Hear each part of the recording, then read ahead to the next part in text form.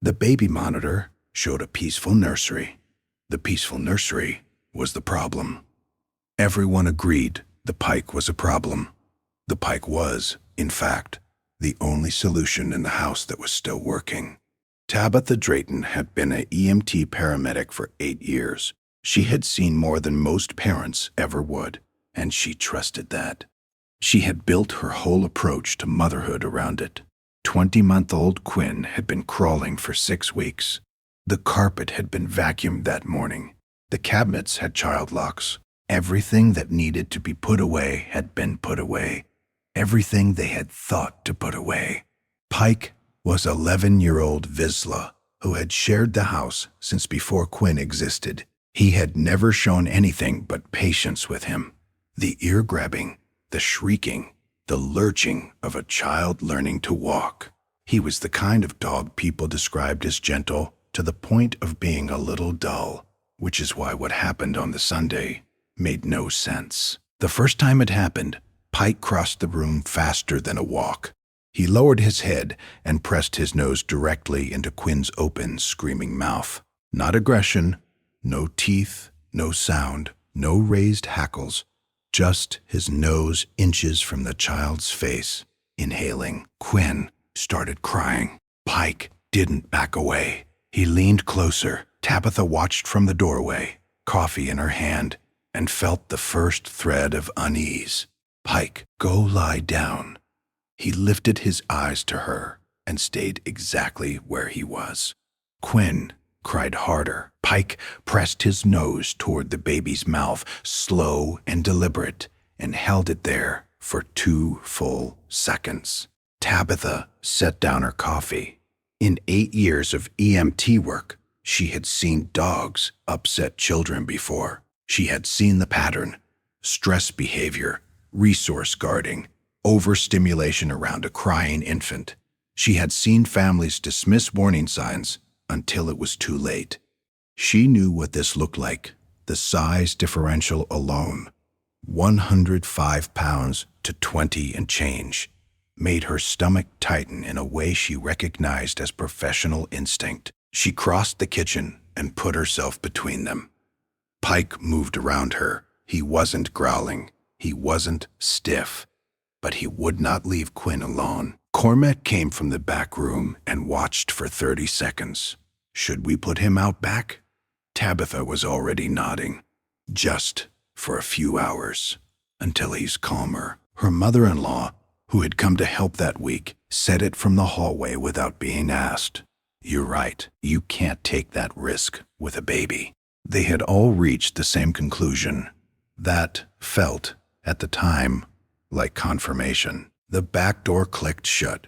Quinn stopped crying almost immediately, which felt like proof. Tabitha picked him up and held him, and felt the quiet of a problem solved.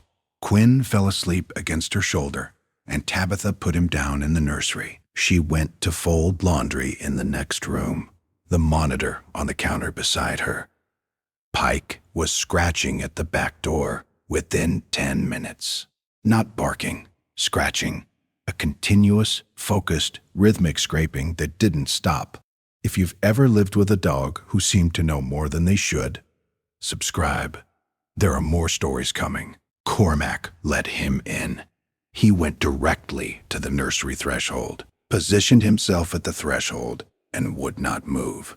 Tabitha came to stand beside Cormac.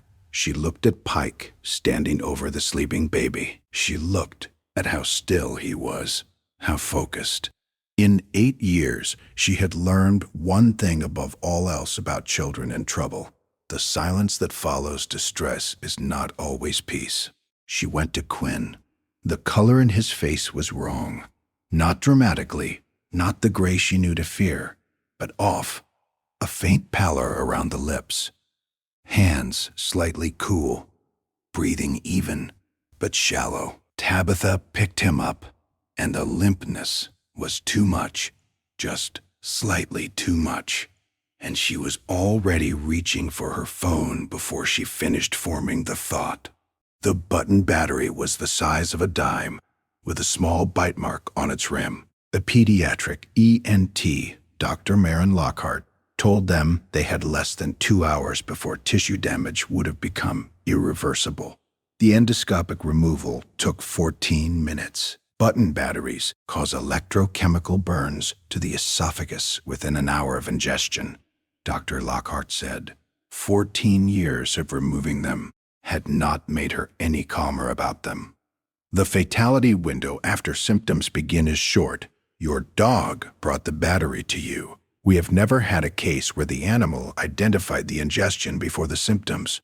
Your pike did. If your dog has ever changed its behavior right before something happened, the comments are where these stories live.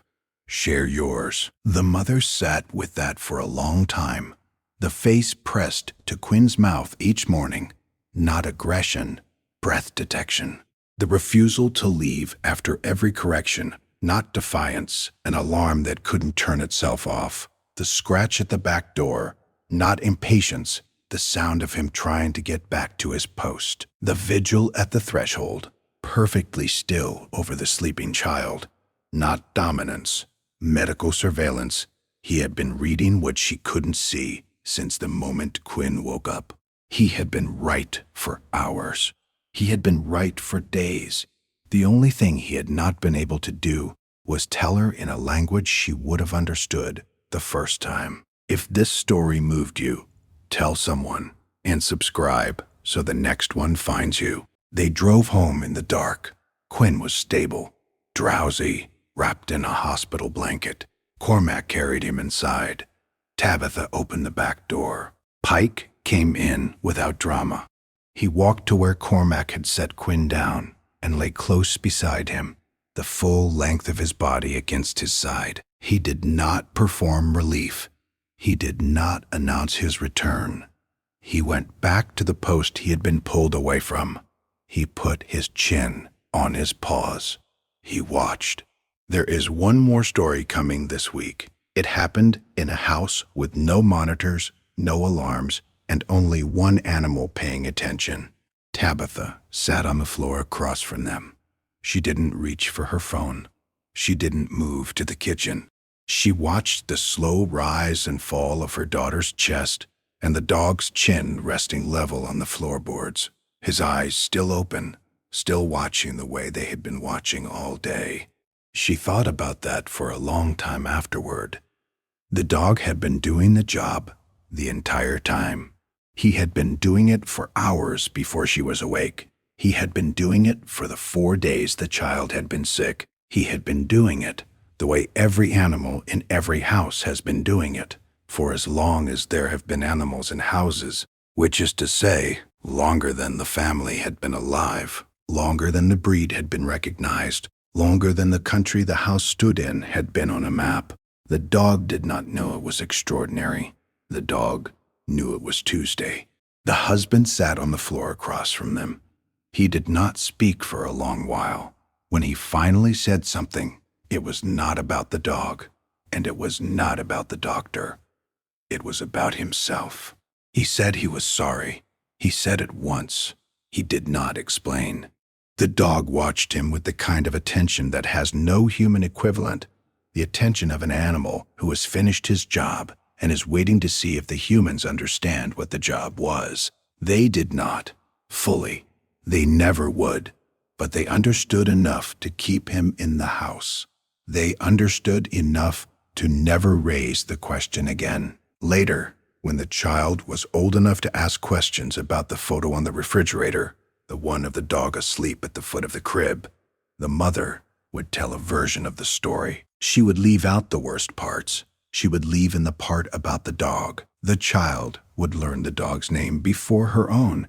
The child would learn what loyalty looked like before she learned what danger was. That order of learning matters more than any household in the country knows. The doctor's voice on the phone the next week was the same calm voice it had been at the hospital. The follow-up numbers were normal. The follow-up scans were clean. The medication was working. None of this would have mattered without those first 40 minutes, and the doctor said so in the kind of plain language doctors say for the families they know will remember it. She said, "The dog gave you the time we needed. Time was the only thing we needed. The mother wrote that sentence down in her notebook and underlined it. The dog did not change after that. That was the part nobody expected. The family braced for a different animal, a more anxious one, a more attentive one, a hero version of the dog who would carry the story in his body. He did not. He went back to lying in the spot by the door he had always lain in. He went back to barking at the mail carrier the way he always had. He went back to leaving wet nose prints on the inside of the back window. He did not perform what he had done. He just kept doing it, which was the whole point. The fire marshal called 2 weeks later with a final report. The carbon monoxide reading had been at the level that produces unconsciousness within 90 minutes of sustained exposure. The repair on the furnace had cost less than $400. The family had a new detector installed the same day, hardwired with a battery backup, with a smart home alert. They installed 3 of them. They did not feel safer. They felt, for the first time in their lives, that the only system in the house they fully trusted was the one with 4 legs and brown eyes and a slight limp from an old injury. On a Saturday in November, the grandmother came to visit. She watched the dog and the child for a long time before she said anything. When she finally spoke, it was the kind of sentence old women say once when they are sure. She said, "He has the eyes of a dog who has done his work." She did not explain. She did not need to. The mother nodded, and the dog, who was lying on the rug between them, exhaled the slow exhale of an animal whose job is being witnessed by a human who finally understands what the job is. On a Saturday in November, the grandmother came to visit. She watched the dog and the child for a long time before she said anything. When she finally spoke, it was the kind of sentence old women say once when they are sure. She said, "He has the eyes of a dog who has done his work." She did not explain. She did not need to. The mother nodded, and the dog, who was lying on the rug between them, exhaled the slow exhale of an animal whose job is being witnessed by a human who finally understands what the job is. On a Saturday in November, the grandmother came to visit. She watched the dog and the child for a long time before she said anything. When she finally spoke, it was the kind of sentence old women say once when they are sure. She said, "He has the eyes of a dog who has done his work." She did not explain. She did not need to. The mother nodded, and the dog, who was lying on the rug between them, exhaled the slow exhale of an animal whose job is being witnessed by a human who finally understands what the job is.